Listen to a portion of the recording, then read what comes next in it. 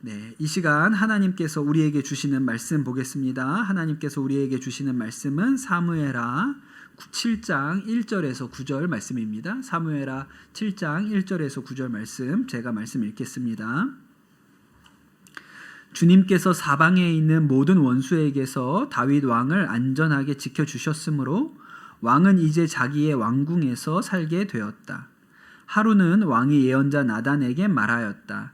나는 백향목 왕궁에 사는데 하나님의 궤는 아직도 휘장 안에 있습니다. 나단이 왕에게 말하였다. 주님께서 임금님과 함께 계시니 가셔서 무슨 일이든지 계획하신 대로 하십시오. 그러나 바로 그날 밤에 주님께서 나단에게 말씀하셨다. 너는 내 종 다윗에게 가서 전하여라. 나 주가 말한다. 내가 살 집을 내가 지으려고 하느냐? 그러나 나는 이스라엘 자손을 이집트에서 데리고 올라온 날로부터 오늘에 이르기까지 어떤 집에서도 살지 않고 오직 장막이나 성막에 있으면서 옮겨 다니며 지냈다. 내가 이스라엘 온 자손과 함께 옮겨 다닌 모든 곳에서 내가 나의 백성 이스라엘을 돌보라고 명한 이스라엘 그 어느 지파에게라도 나에게 백향목집을 지어주지 않은 것을 두고 말한 적이 있느냐? 그러므로 이제 너는 나의 종 다윗에게 전하여라. 나 만군의 주가 말한다. 양떼를 따라다니던 너를 목장에서 데려다가 내 백성 이스라엘의 통치자로 삼은 것은 바로 나다. 나는 내가 어디로 가든지 언제나 너와 함께 있어서 내 모든 원수를 내 앞에서 물리쳐 주었다. 나는 이제 내 이름을 세상에서 위대한 사람의 이름과 같이 빛나게 해 주겠다. 아멘. 하나님의 말씀입니다. 강원도에 정선군이라는 데가 있고요. 또 그 정선에도 시골 마을 중에 아우라지라는 데가 있어요. 딱 이름을 벌써 들어보니까 뭔가 쎄하지 않습니까? 아우라지. 우리말로 어우러지다에서 온 말인데 그 강 두 개가 만나는 곳이라서 어우러지다. 그래서 강원도 사투리로 한 것인지 아우라지라고 불리는 데가 있습니다. 진짜 시골 마을이죠. 그런데 이 진짜 시골 첩첩산중 시골 마을인데 이 마을 출신으로 아주 유명한 배우가 있어요. 원빈이라는 배우가 이 마을에서 태어나고 자라서 배우가 됐습니다. 요즘은 텔레비전 잘 안 나오는 것 같기는 한데 아주 잘생긴 배우지요. 저도 강원도 사람이지만 강원도 정선에서 선한 것이 나올 수 있다는 생각은 참 놀라운 일입니다. 네. 그 부모님이 그 정선에서 농사 지으시는데 아주 되게 재밌는 일화가 많이 있어요.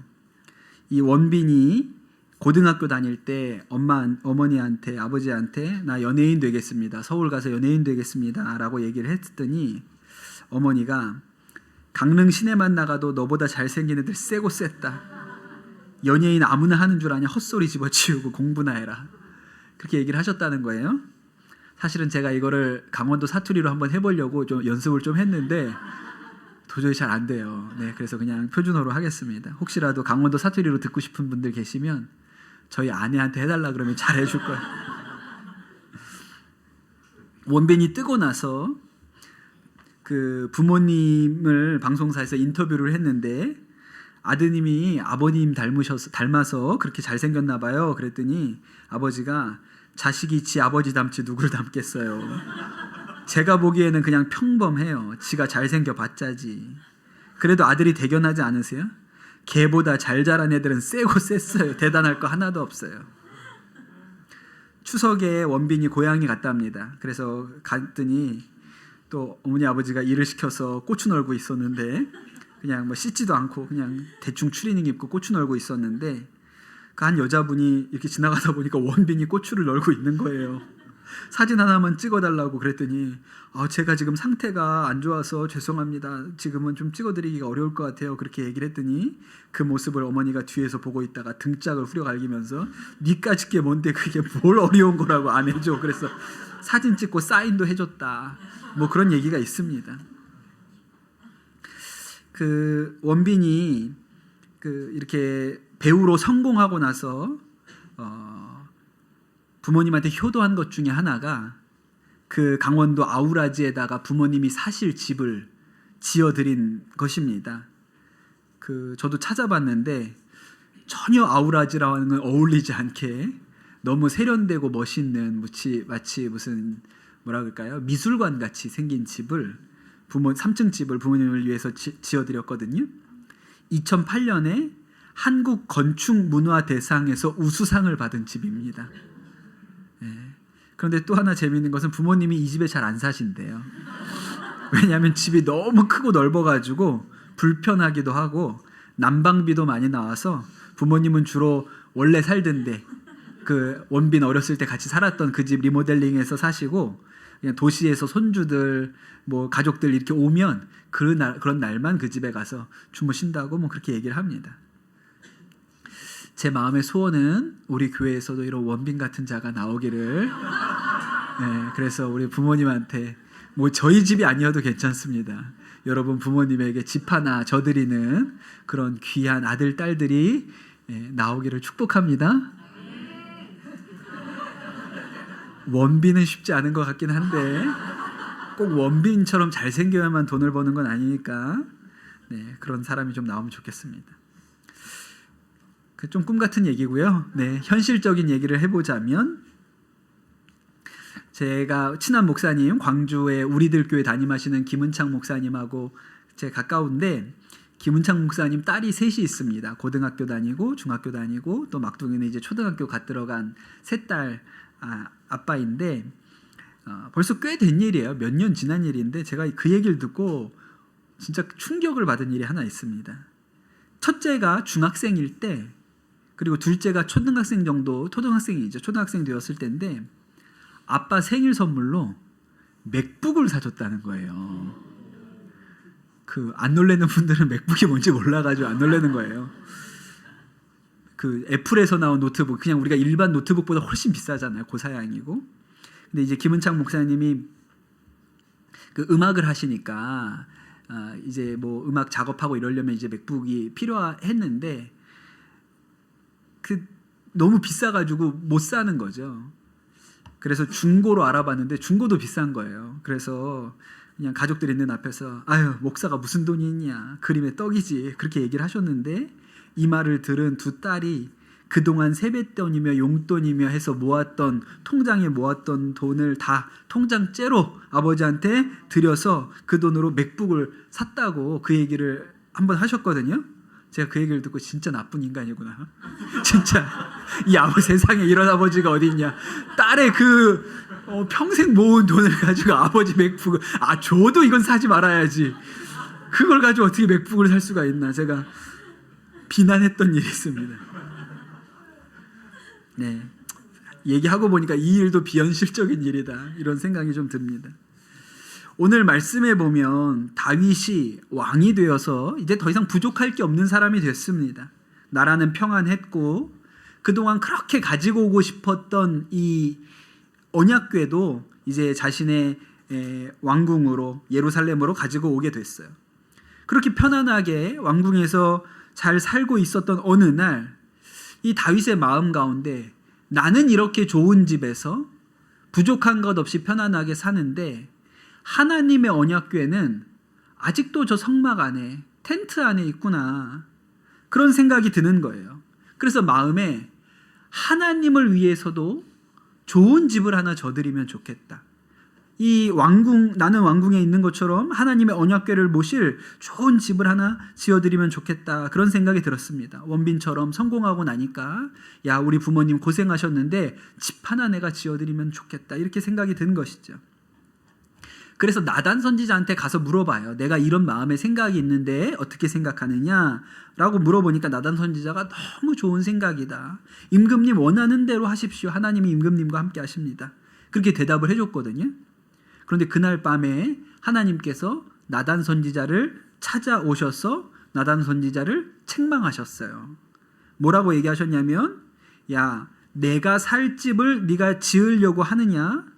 내가 이집트에서 올라온 날부터 지금까지 옮겨 다니면서 성막에서 살았다. 내가 한 번이라도 내 백성에게 백향목으로 된 집을 지어달라고 요구한 적이 있느냐라고 물으셨어요. 맞지요? 여러분, 우리는 집이 필요합니다. 우리도 능력만 있으면 우리 부모님에게 좋은 집 하나 해드리고 싶은 마음이 왜 없겠습니까? 우리도 있지요. 그 연예인들이 가난한 시절 어렵게 자라다가 나중에 연예인으로 크게 성공하고 나면 제일 먼저 부모님 집 사드렸다, 이런 얘기하는 연예인들이 많이 있습니다. 저도 강원도 원주에서 살다가 집이 망해서 집을 다 잃어버리고 서울로 이사 와서 진짜 서울의 달동네 꼭대기에 살았던 일이 있는데, 그 달동네 꼭대기에 올라갈 때 되면 늘 마음에, 하나님, 이 서울 시내에 이렇게 집이 많고 이렇게 아파트가 많은데 왜 우리 살 집 하나가 없어요? 우리도 집 하나만 주세요. 그렇게 하나님 앞에 구했던 생각이 나요. 그러니까 여러분, 사람에게는 집이 필요하죠. 부모님 좋은 집에 모시면 얼마나 좋겠어요? 그런데 하나님에게는 집이 필요 없습니다. 하나님은 어디에나 계시고 온 우주의 주인이시기 때문에 하나님에게는 집이 필요 없어요. 여러분, 우리가 하나님께 뭘 드린다고 하지만 사실은 하나님은 필요한 게 없는 분이에요. 하나님이 뭐가 필요하잖아요? 그럼 하나님이 아니시죠. 하나님이 뭔가 부족한 게 있어요? 그럼 하나님이 아니세요. 하나님에게는 집이 필요 없죠. 그러니 다윗이 날 위해서 집을 짓겠다고? 야, 내가 무슨 집이 필요하냐? 세상이 다 내 집인데 내가 무슨 집이 필요하겠느냐? 그렇게 얘기를 하셨어요. 그런데 하나님께서 그렇게 얘기하셨지만 하나님을 위해서 집을 지어드리고 싶다는 다윗의 마음은 하나님이 굉장히 기쁘게 받으셨어요. 야, 네가 나를 그렇게 생각하는구나. 나한테 뭘 잘해주고 싶구나. 내가 너의 그 마음은 아주 기쁘게 받는다. 그렇게 생각하셨어요. 제가 전에 같이 청소년 사역했던, 지금 선한목자교회에서 청년들 목회하시는 김찬숙 목사님이 전도사로 있을 때 그 여고생들 제자훈련반을 인도를 하셨거든요. 근데 그 반이 너무 이렇게 은혜가 있었대요. 그 반이 이제 제자훈련이 다 끝났는데 학생 중에 하나가, 전도사님, 제가 이번 제자훈련을 받으면서 받은 은혜가 너무 큰데 제가 너무 감사해서 전도사님 밥을 한번 사드리고 싶어요. 여고생이 전도사님한테 그랬다는 거예요. 그래서 전도사님이 이렇게 얘기를 했어요. 야, 네가 무슨 나한테 밥을 사주냐? 내가 너를 사주지. 오늘 하나님이 다윗한테 네가 무슨 집을 나한테 지어주냐? 내가 네 집을 지어주지. 이렇게 얘기하신 것처럼 그렇게 얘기를 한 거예요. 그래서 아니라고, 이 아이가 아니로, 제가 너무 감사해서 전도사님한테 꼭 한번 제가 식사 대접을 했으면 좋겠어요. 그렇게 얘기를 하길래, 그럼 이 앞에 나가서 떡볶이라도 하나 같이 먹고 들어오자. 그렇게 얘기를 하셨는데 이 아이가 정색을 하면서 그런 것 말고 좋은 것 사드리고 싶어요.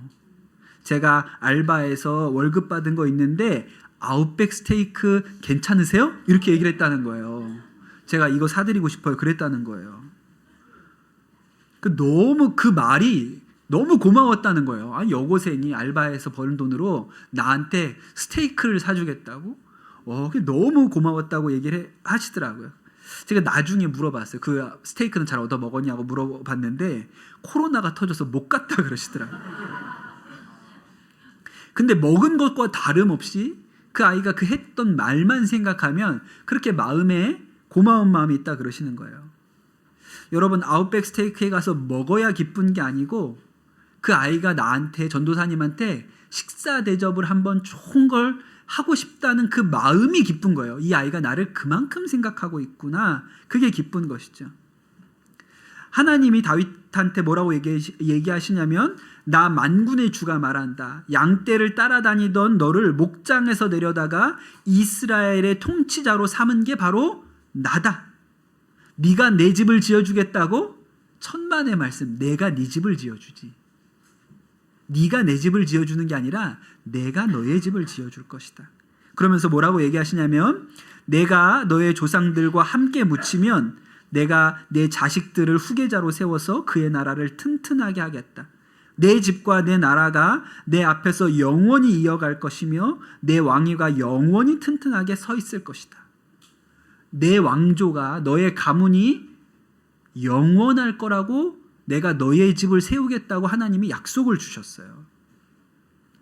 여러분, 하나님이 어떤 하나님이냐면 하나님은 부족한 게 없는 분입니다. 뭐가 필요한 분이 아니세요. 그런데 우리가 하나님을 위해서 뭔가 작은 것이라도 드리고 싶고 하나님을 섬기고 싶고 그렇잖아요. 그럼 하나님은 내가 너를 위해서 일하겠다. 네가 나를 위해서 일하는 게 아니라 내가 너를 위해서 일하겠다고 말하시는 분이세요. 여러분, 내가 나를 위해서 열심히 사는 것과 하나님이 나를 위해서 일하시는 것 중에 어떤 것이 더 놀라운 능력이겠습니까? 여러분, 우리는 아무리 노력해도 할 수 없는 일들이 있어요. 그럴 때는 하나님이 우리를 위해서 일하시도록 해야 됩니다. 지난주에 우리 선한목자교회 원로 장로님들 오셨는데 선한목자교회가 BC 250억까지, 제가 230억이라고 잘못 말해가지고 250억까지 있었다고. 250억까지 있을 때 이건 도저히 사람의 힘으로 그냥 교인들이 십시일반 해가지고 모아가지고는 도저히 감당할 수가 없는 거예요. 그럴 때는 우리 힘으로 못하는 일이면 하나님께서 일하시도록 해야 되거든요. 하나님께서 일하시게 하는 방식은 무엇입니까? 하나님을 기쁘게 해드리는 거예요. 하나님이 정말로 기뻐하시는 교회를 만들면, 저 교회가 세상에서 없어지면 내가 너무 손해지, 아깝지, 그럼 그 교회는 살아남는 것입니다. 그러니까 하나님이 기뻐하시는 일을 하면 돼요. 우리 청소년들에게 인생의 좋은 지혜를 하나 줄게요. 너무 갖고 싶은 게 있어요. 그런데 내 돈으로는 도저히 살 수가 없습니다. 그리고 지금부터 모은다고 모으면 언제 모을지 몰라요. 그럴 때는 어떻게 하면 될까요? 그렇죠. 아빠 엄마를 기쁘게 하면 됩니다. 그런데 여러분은 보통 반대로 해요. 화를 내, 짜증을 내, 왜 나만 이게 없냐고 막 화를 내. 바본 거예요. 그게 아니고 기쁘게 해드려. 맥북 박스라도 갖다 드리란 말이에요. 엄마 지금은 박스지만 나중에는 알맹이도 같이 드릴게. 그래가지고 갖다 주면 여러분에게 좋은 게 생깁니다. 제가 자주 얘기하는데, 제가 맡았던 우리 학생 중에 중학생 때 통장을 그냥 헌금으로 바친 아이가 있어요. 통장에다가 포스트잇으로 비밀번호를 써가지고 붙여가지고 그냥 통장을 내버렸어요. 한 70만 원 들어있었습니다. 이 아이가 하나님이 주신 마음의 감동이 있어서 통장을 바쳤거든요. 그때 중3이었고 얘가 예고를 가려고 진학하고 있는 애인데 그렇게 하나님 앞에 통장을 바뀐 거예요.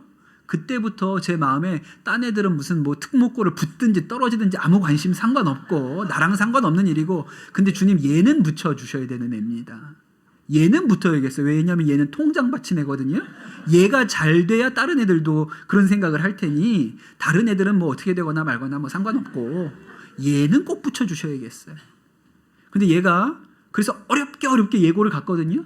그리고 대학을 가는데 그때도 똑같이 한 번 통장 바친 것 때문에 하나님, 다른 애들 대학 어떻게 가는지 내가 잘 모르겠고 뭐 가거나 말거나 그건 뭐 지들이 알아서 하는 거고, 그런데 얘는 붙여주셔야겠습니다. 왜냐하면 얘는 중학교 때 통장 바친 애거든요. 얘는 꼭 붙여주세요. 이렇게 되는 거예요. 그러니 여러분, 우리가 우리 힘으로 할 수 없는 어떤 문제에 부딪히잖아요.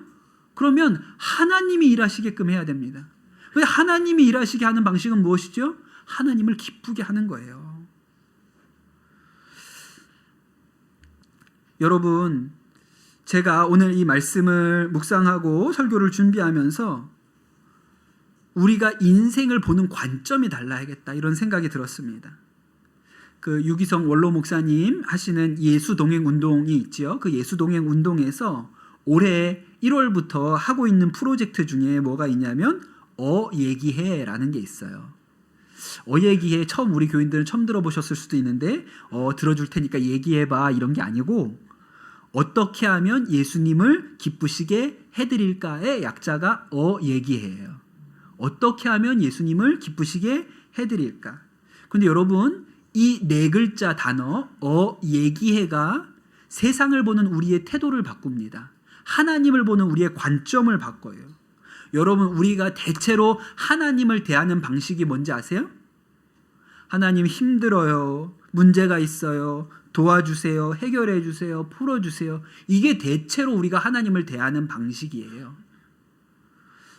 다윗도 그랬던 때가 있습니다. 사울에게 쫓겨다닐 때 하나님 힘들어요, 어려워요, 도와주세요, 살려주세요, 풀어주세요. 이게 다윗이 세상을 하나님을 대하는 방식이었어요. 근데 여러분 오늘 말씀에 보면 다윗이 하나님을 대하는 태도가 달라져 있어요. 어떻게 합니까? 하나님을 위해서 집을 지어드리고 싶다. 어떻게 하면 하나님을 기쁘시게 해드릴까로 그의 관심이, 하나님을 대하는 태도가 달라져 있어요. 여러분, 우리가 하나님 앞에 하나님이 힘들어요, 어려워요, 도와주세요, 살려주세요. 그런데 여전히 우리 삶에 문제가 있지 않습니까? 그냥 문제가 풀리지 않고 여전히 힘든 일들이 우리의 삶에 있어요. 왜 나는 문제가 풀릴 기미가 없을까? 하나님 앞에 그렇게 부르짖어도 왜 나는 하나님이 도와주시지 않지? 하나님은 왜 나를 위해서 일하시지 않는가? 그런 생각이 드신다면 방법을 바꿔보세요. 하나님 도와주세요, 살려주세요, 힘들어요 하지 마시고 어떻게 하면 하나님을 기쁘시게 할까? 어떻게 해야 하나님을 오늘 하루 기쁘시게 할까? 아무리 어렵고 힘든 상황에 있어도요, 오늘 하루 하나님을 기쁘시게 할 만한 일이 있습니다. 없는 게 아니에요. 반드시 있습니다. 우리가 어떻게 하면 하나님을 기쁘시게 할까라는 마음으로 하나님을 대하잖아요. 그러면 하나님이 도와주지 않고는 견딜 수 없게 하나님을 만드는 거예요. 쟤는 내가 도와줘야겠네. 아이고 쟤 좀 봐라. 내가 너는 도와줘야겠다. 그렇게 하나님의 마음을 바꿀 수 있는 통로인 것이죠. 그래서 여러분 이번에 오늘까지 속회 모임 하시고 이제 방학에 들어갑니다. 2달간의 방학에 들어가시는데 제가 속장님들 오늘 콘티에다가 그 어예기회를 한번 해보자. 2달 동안. 여러분 속회원들 모이는 단톡방이 있죠. 거기에 저녁 때 오늘 하루 내가 예수님을 기쁘시게 한 일이 있으면 짧게 올리시는 거예요. 내가 오늘 이 일을 통해서 예수님을 기쁘시게 했습니다. 근데 여러분 저녁 때 내가 하나를 써야 되잖아요. 그것 때문에 내 삶의 태도가 바뀌는 거예요. 오늘은 예수님을 어떻게 기쁘시게 해드릴까? 그래서 그 예수동행 사이트에 보면 그 어예기의 챌린지를 하신 분들이 그 여러 가지 그 짧은 글들을 올리셨어요. 제가 몇 가지만 소개해 드리겠습니다. 직장에서 일을 하다가 내 동의 없이 일정이 바뀐 것을 통보받았다. 부당하다고 여겨져 쌈닭처럼 따질까 생각하다가 죄에 대하여 죽은 내가 어떻게 이런 반응을 할 수 있나 예수님 앞에서 부끄러운 생각이 들었다. 그들도 내가 크리스천인 것을 아는데 그렇게 반응하면 내가 하나님의 영광을 가리게 되겠구나 생각을 해서 그래요 알겠어요 하고 웃으며 반응했다. 놀란 가슴을 쓸어내리며 내 중심이 아닌 어예기의 중심으로 조금씩 바뀌어가는 것 같아서 감사했다.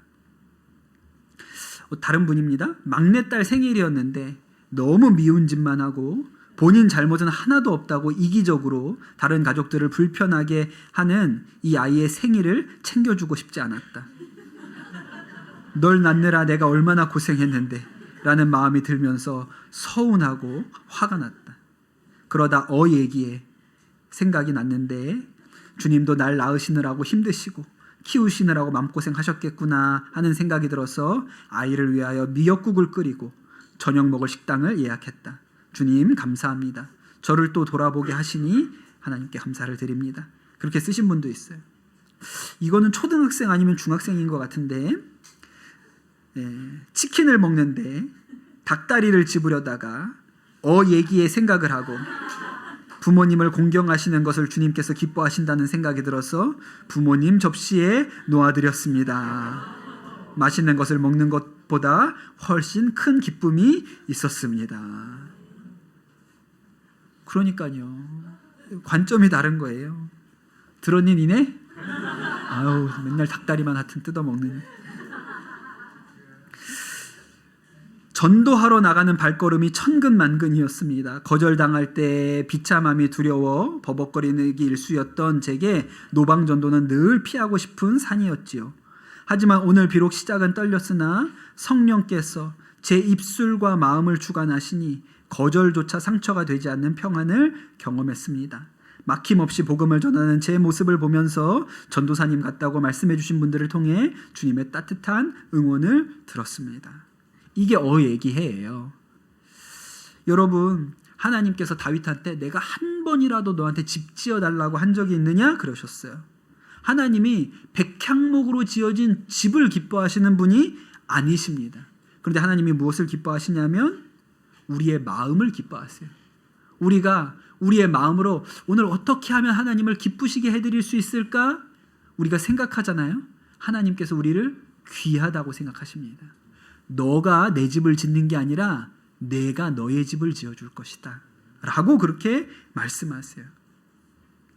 제가 아주 좋아하는 이야기고 인상적으로 들었던 간증입니다. 미국에서 목회하시는 한 노 목사님이 간증을 올리셨어요. 얼마 전에 한국의 부흥회를 인도하러 갔다. 밤 12시 30분에 출발하는 비행기였다. VIP 라운지에 있다가 탑승하러 가니 어느 80대의 고령의 노인이 휠체어에서 아주 아파하고 있었다. 비행기는 초만원인데 저분이 이코노미석에 앉아서 한국까지 13시간 비행을 하면 얼마나 고통스러울까 하는 생각이 들었다. 나도 환갑이 넘은 지 오래지만 건강하지 않은가. 애들이 아버지 건강 생각하셔서 이제는 이코노미 좌석 타지 마시고 비즈니스 클래스 타세요 하면서 요금을 갑절이나 주고 산 좌석이었다. 하지만 주님께서 쓰시겠다고 하면 드려야지. 좌석을 그분에게 드리고 나는 그분의 자리에 가서 앉았다. 비행기가 출발하고 2시간 정도가 지났다. 스튜어디스가 오더니 목사님 저를 따라오십시오 하며 내 작은 짐을 들고 자기가 앞서간다. 왜 그러냐고 물으니 기장이 목사님을 퍼스트 클래스로 모시랍니다 한다. 40년간 수없이 비행기를 탔지만 1등석은 처음 타봤다. 넓은 좌석에 모 재벌 회장과 모 장관, 모 대사와 나 4사람이 편하게 앉아서 인천공항에 도착했다. 서로 사랑하면 수지 맞는 일도 있나 보다. 그랬어요. 이게 어얘기해잖아요. 어떻게 예수님을 기쁘시게 할까? 주님이 다윗에게 네가 내 집을 지어주겠다고? 야, 내가 너의 집을 지어주는 것이다. 내 집을 지어주겠다고 하는 네 마음 때문에 내가 너의 집을 지어줄 것이다. 너의 이 왕조가, 이 다윗의 가문이 영원하게 될 것이다 라는 약속을 하나님께서 다윗에게 주셨습니다. 사랑하는 성도 여러분, 우리 이 여름방학, 속회 방학 하시는 이 2달 동안 여러분의 속회 카톡방에 어얘기해에 놀라운 간증이 넘쳐나시기를 축복합니다. 그리하여 복받은 방학이었다. 정말 하나님의 은혜가 풍성한 여름이었다. 그런 여러분 고백이 여러분 속회 가운데 더 풍성해지시고 우리가 주님을 어떻게 하면 기쁘시게 할까? 이 관점으로 여러분이 하루를 살아내시는 축복 가운데 거하시기를 예수님의 이름으로 축복합니다. 주신 말씀 붙들고 기도하겠습니다. 하나님, 우리의 마음과 생각, 주님을 대하는 태도가 바뀌게 하여 주십시오. 어려워요, 힘들어요, 도와주세요, 살려주세요 하지 않고 어떻게 하면 예수님을 기쁘시게 할까?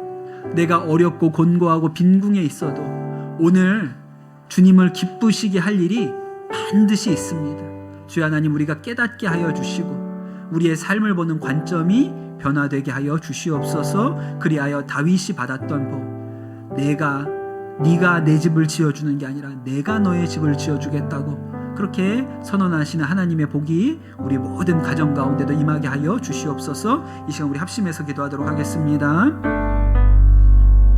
하나님께서 다윗에게 내가 나의 집을 지어주는 것이 아니라 내가 너의 집을 지어주겠다고 하신 이 말씀을 기억합니다.